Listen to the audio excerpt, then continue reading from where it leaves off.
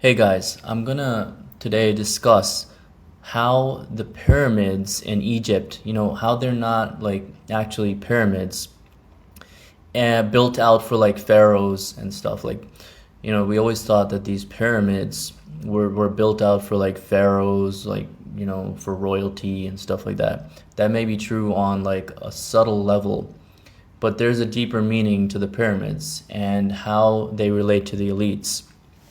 So today I'm going to discuss, the elites do not want you to know this, what the pyramids in Egypt actually represent. I'm going to show you exactly what the elites, how they've been operating for centuries and how that pertains to you and how, it pertains to what's going on in society right now, as well as what's going on with AI and all this other stuff that's disrupting society.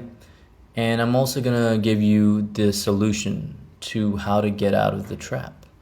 Okay, so it's very simple to get out of this trap. Most people, they just tell you the problem, and they just like say, hey, the society is controlled by all these like few billionaires and trillionaires that are working behind the scenes.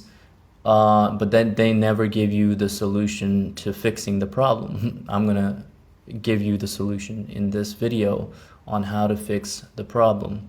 Okay, so the pyramids were never meant to be like they were always like a symbol. They were always a symbol of wealth centralization. So the pyramid is an ancient blueprint for wealth centralization and power centralization. You'll notice that all hierarchies in society are like pyramids, right? And I'll go into this in the next few slides. But before I do that, I'm gonna discuss with you here. Let's move to the next slide here. You can see it on the US dollar bill. All right, so notice the all-seeing eye over here at the top of the pyramid. Right, so the blueprint for wealth centralization. They don't hide it. The eye at the top sees all, knows all, and owns everything, owns all. The base just carries the weight. The people are at the base of this pyramid, while the very, very few who see themselves as superior to everyone else, as better than everyone else, they operate at the top. Okay? And so the all-seeing eye is a modern signal that the elites are still using, this ancient system to harvest your labor. So it's like a modern signal, modern like symbol that they use to mock you. And I don't know if they're mocking you, but they have to show that, and they always do this like in movies and media, like they always show like hints. They like hint at things even in the dollar bill. They're like hinting at the truth. They like to hint at things in movies and like media and stuff, TV shows, all this stuff about the truth of reality, like how it functions, how it behaves and everything. They like to do this. I think it's like the truth is hidden in plain sight is what a lot of people say. So so yeah, basically, this dollar bill has like the truth right in plain sight. You can see it. Go like get a dollar bill and like look at the back of it. You'll see the pyramid of control, the pyramid of wealth centralization. This is, they operate in plain sight. They're just banking on people being too asleep, too stupid to realize it. Now, the next thing I want to go into is how the pyramid is not just about wealth. It's not like just related to your job, how the job is structured, like you're at the bottom working in a corporation and then you've got like the guy at the top who owns everything, right? It's not just in that aspect of society that this is the case. You'll notice here, and here's the triptych of modern control. So you got, one example here, which is the corporate, pyramid with the CEO, the board, BlackRock, all the middle management, slave drivers, right? And then you've got the employees who are the human capital that are working the system, that are in charge of, like, they're not in charge of anything really. They're just like cogs in this machine, while the managers are the ones who tell you what to do and how to do it and all this other stuff. And then you've got like the legal pyramid here, where the elites, politicians, these guys are above the law. Then you've got the enforcers, the police, the centralized police. Then you've got the centralized military. You got the, you know, all these, the judge who is, you know, whose pockets are lined by the rich people that actually run society. And then you've got you, the tax pig, or the subject who is being taxed and who is being treated as a slave. And there are rules made for you, but they don't apply to those at the top. They can get out of it by just paying off some people, or like lawyers, whatever, hiring extremely expensive lawyers, whatever it is. And the third example here, and keep in mind, there are hundreds of examples of these pyramids in society. It's a basic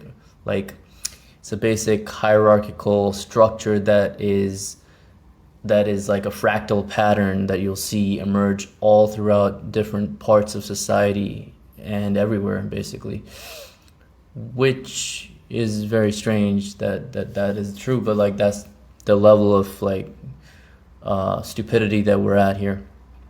So the media education pyramid, the owners of the guys who own the education pyramid, these are like the teachers at the schools. These are the news organizations, big blogs like Huffington Post, Jezebel, all this other stuff like Business Insider, freaking like New York Times, all these big blogs, they're all controlled. MSNBC, CNN, whatever, all these people. You got like the school teachers, everything, all, okay. And then the professors at the colleges, the school teachers, the people who teach you how to behave. Raise your hand when you want to speak. Right? They program you in school to do that, to do those stupid things. You need permission to go to the bathroom. They're training you to be like a slave, essentially, in those schools when you're a kid. Professors, journalists, propagandists, and then you're at the bottom here. You're the consumer of all these lies that they're feeding you, right? So this is all a centralized structure. School in itself is a centralized structure. You've got the principal at the top, you've got the teachers, and then you've got all the students at the bottom. Do you see how pyramids are shaping all of society? These hierarchical pyramids are essentially distorting society on all fronts. You can see that now. But there is a method to get out of this slavery, and I'm going to show you this at the end of the video. All right, so in fact, I'm going to go through it in, near the end, but we'll see. So now you've got this, okay? So,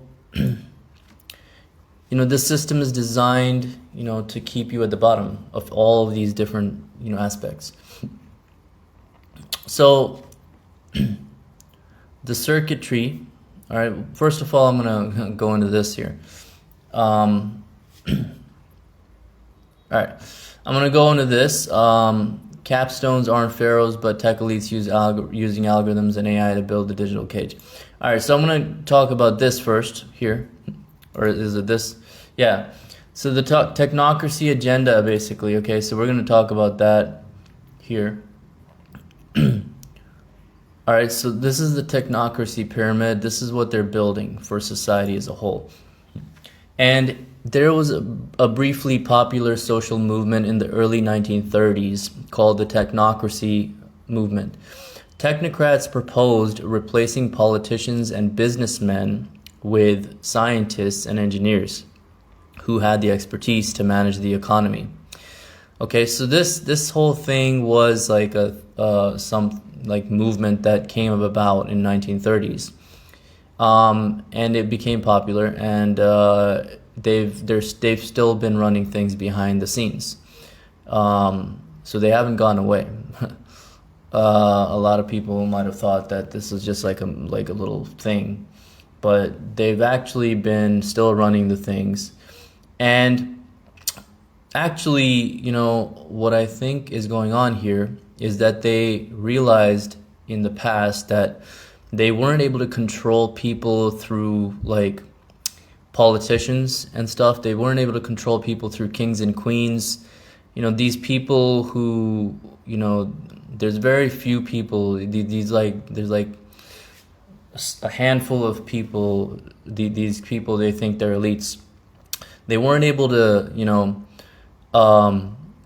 get away with that, for a long time with these illusions with like a politician or like with kings and queens or whatever. So eventually the people would overthrow them. It would always happen. Like you would have multiple times like society came about, and then civilization would flourish, and then they were at the top of those civilizations, and eventually the people rebelled and overthrew them. So they were coming out, in my opinion, this is my theory about why they came up with this technocracy movement, is that they needed a more sophisticated way to control people so that they don't overthrow them again. And that was to keep them individualized and to use technological infrastructure to control them in a way that is scalable, right? So think about it. If you're just like 2 or 3 people, let's say you're starting a business, right? You want to scale things to a lot of people, you have to have the infrastructure, the technology infrastructure. This is why tech is a big industry and makes so much money, is because you're able to scale to so many people. So yeah, the tech infrastructure, they reasoned that with technological infrastructure, they would be able to scale their control mechanisms to like millions or billions of people. That's the whole point of the technocracy movement, because with technology and with this whole thing, they're able to control everyone's, actions and minds through algorithms and all these other different things, to prevent them from rebelling. They keep you in little individualized, they don't want you to gather together and talk to each other. So they keep you in these little individualized, like on the internet, like everyone's just like isolated, right? You can see that. Yeah, so the whole point is to prevent an uprising, right? That's the whole point. I think that's my theory on what it was, like why they did this, why they came out with the technocracy movement, and why they, started like putting so much money into this movement in the 1930s. So anyways, basically, it's tech elites using algorithms and AI to build a digital cage for you. Essentially, that's what it is. So here's the bloodlines of the modern tech giants. They actually have bloodlines with the technocracy movement. Okay, so they have family roots in the original 1930s. They have these modern tech giants. They have deep family roots in the original 1930s technocracy movement. This isn't an accident.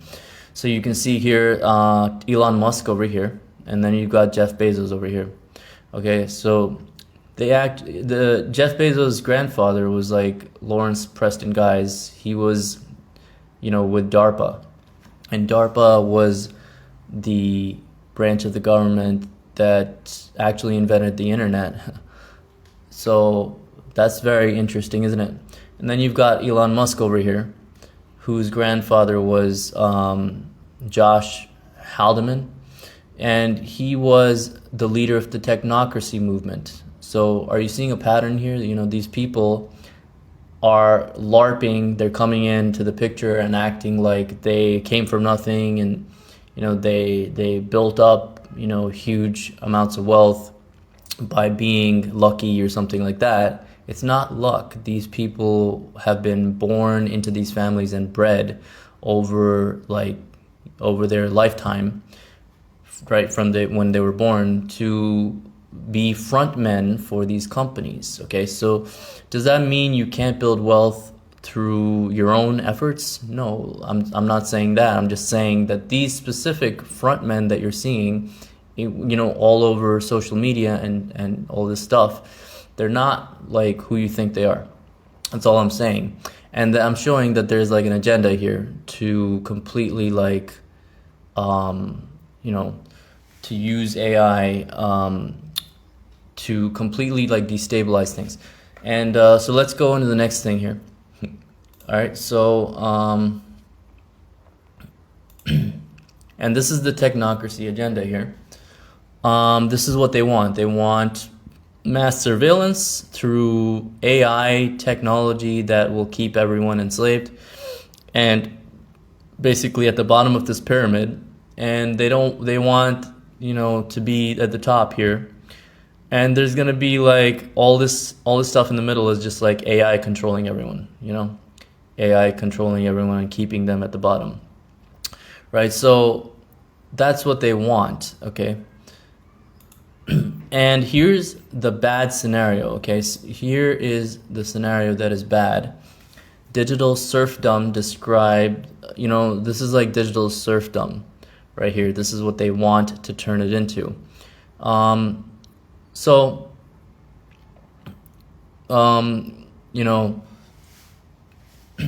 We're headed right now into this whole situation where AI is making everyone obsolete, and the AI is replacing the cogs in that actually the machinery that runs these corporations, right?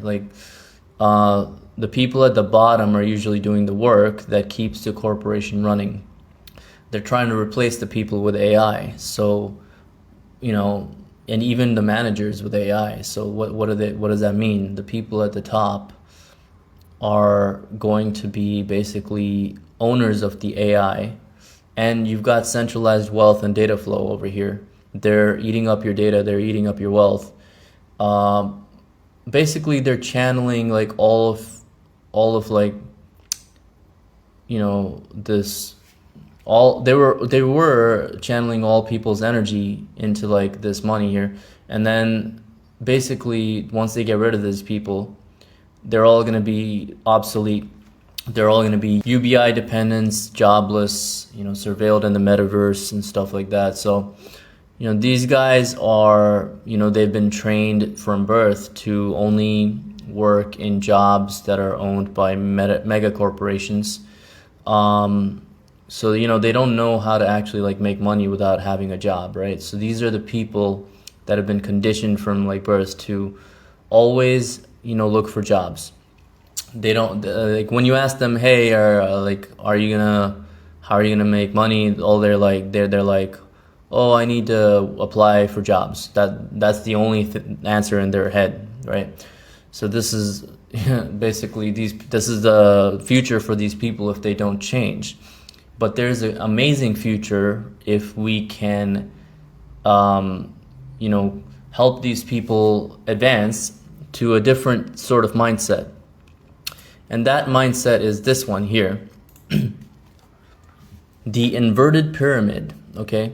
This is scenario B, and the most likely scenario I'm thinking that will happen, and that I am actually working on manifesting it here. Because this scenario is where people learn that, they learn the truth of what the pyramid was, and they realize that they can also be the top of their own pyramids, which means they will be owning their own organizations, their own businesses, and they will use AI to do the work within that business, right? So everyone can now have access to employees for free because AI is your employee. You can have AI agents doing the work of all these different people. Every person can literally now run a mega corporation if they wanted to. They just need to get a bunch of different AI agents doing different tasks inside their own business, and then they can run it.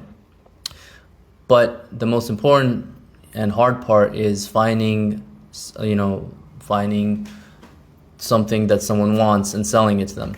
But we'll get to that in a second here. The inverted pyramid is the scenario B, and that's the good scenario. And here's the good scenario. And this is where individuals, people like you and me, they hold multiple income streams, right? We have, let's say there's you have a business, a consulting business. You have maybe like an ebook that you made that sells on autopilot without you doing anything. That's not dependent on your time. Maybe you have a product here that you created, like a software product that you created from AI, and that's selling on the autopilot as well. So that's maybe you got some money from that.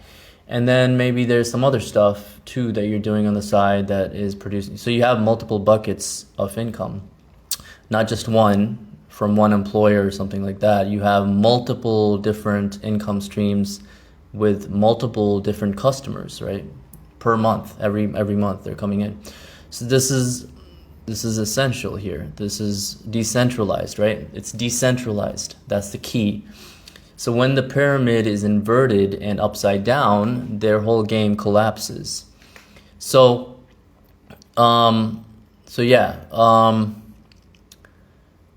Basically in this situation, the parasitic, elites, as they call themselves, they are stomped out. Okay, so at this point, their whole game crumbles apart.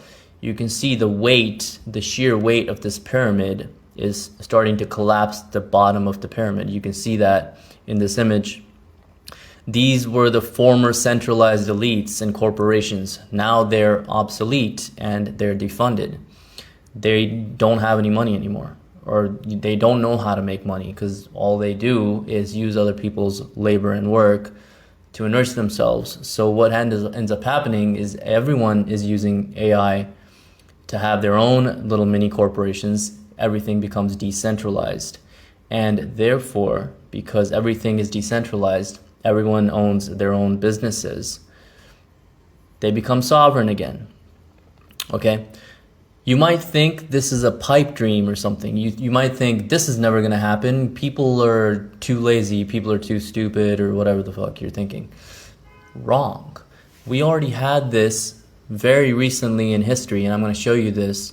We already did have this situation happening in history. Introducing the Wild Wild West. Okay, so we had in America the Wild West frontier. All right, so contrast this with the current cage that you're living in right now. Now look at this. This is the Wild West, and this was a decentralized economy.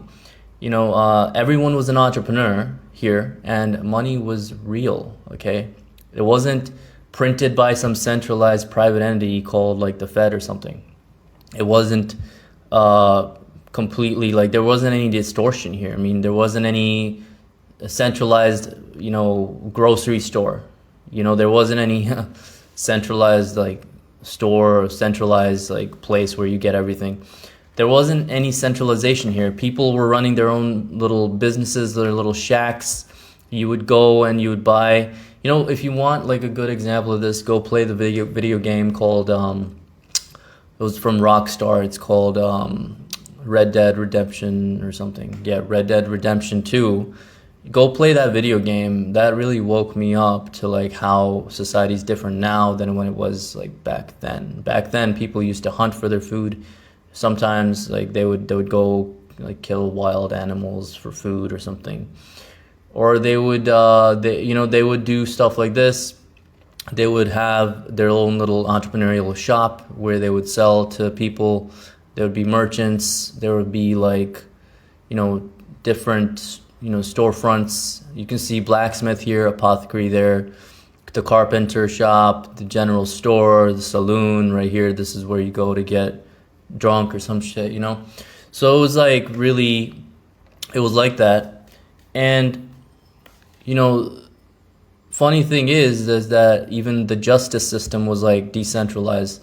back then. It was like the fucking the police, centralized police force didn't really exist. It was like decentralized. There would be like, a different sheriff in every different county, different sheriff in a different state or city or whatever. It was like, it was like a decentralized model of justice and everything like that too. So in fact, like there would even be people that would be like, they would become bounty hunters to like take out like a guy who's like wanted for murder or something like that. Like, for example, like, justice and accountability used to be decentralized and merit-based before the rise of the centralized state as well. So, that's what I'm talking about here, is that in the Wild West, you used to not have like rules for me and not for thee or whatever, or rules for thee, not for me, like,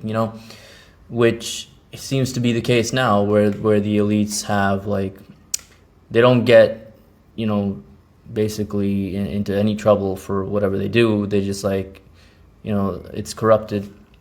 But they used to have bounty hunters, just regular old people like you and me. They used to, there would be a reward for like hunting down the guy who's like a murderer or some shit, and then they would like go after this guy, and then you would get a reward for taking him out, right? They still have that sort of thing, but it's not as common like now. You don't have as much authority as like the centralized police state basically now. So the whole situation here is basically like that. So the light at the end of the tunnel here, the upside down pyramid is the light at the end of the tunnel, and a decentralized economy is the light at the end of the tunnel. Every aspect of society needs to be inverted into an inverted pyramid, and I think that is the true way to really make the AI thing actually work in our benefit. And I'm going to teach guys how to do that. Actually, in my course, it's called Ready Remote Bro, which actually helps guys to get remote income and sell over the phone, learn how to sell over the phone, just the way that I've been doing it. I've been traveling since 2018 all over the world, and I haven't really stopped because I have decentralized income from multiple sources, and it's high ticket income. The best way to really escape immediately is to get high ticket income, because then you can immediately leave the circumstances, the West, and you can like go to different countries and meet and date abroad, and you can do all these different things. You can like experience different cultures and understand how you've been brainwashed in the West and by all these people that don't have your interests at heart. So yeah, over the last decade, I've really woken up to the truth about everything, and I think you can too. You just have the more time you have to yourself, instead of working in a job all day, like fucking making peanuts, whatever, for your time involvement. Like they're just keeping you on a hamster wheel to occupy your mind. The more time you have to contemplate things, the more you're going to wake up, because you have more time to actually research things. So yeah, this is also important for waking up to the truth as well. You have to be able to make income without it relying on like your time, like sucking up your time, sucking up your like making you stick to one location, like keeping you trapped. So this is important. And so stop staring at their pyramid that they already have you in. Stop staring at that pyramid and start stacking your own.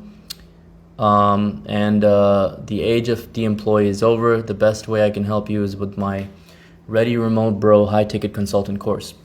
And in this course, we will take you step by step from zero until you have 5,000 to 10,000 a month from high ticket income. And this is actually best for guys who already have a passport, so that they can like go to different countries without issues. They have like a powerful passport. You need like a powerful passport for this.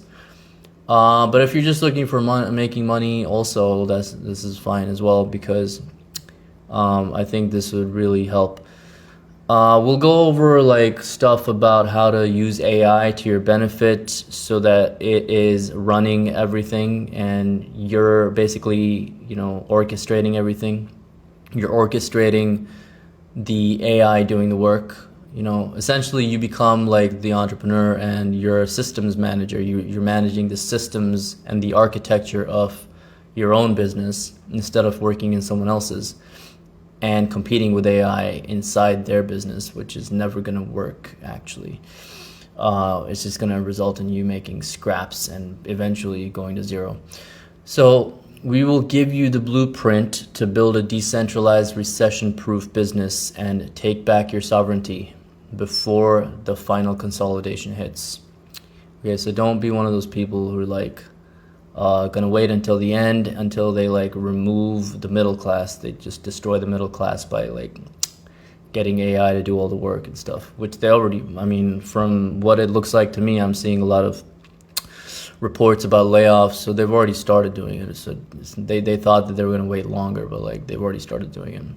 So it seems to me like they've already started. So this is essential to do starting now. We have to take action. You have to take action hard. Okay, so if you liked what I have to say here, go to the link in the description. I've put the links to this course in the description as well as in the comments section, and from there, I will see you guys in the next video. Peace.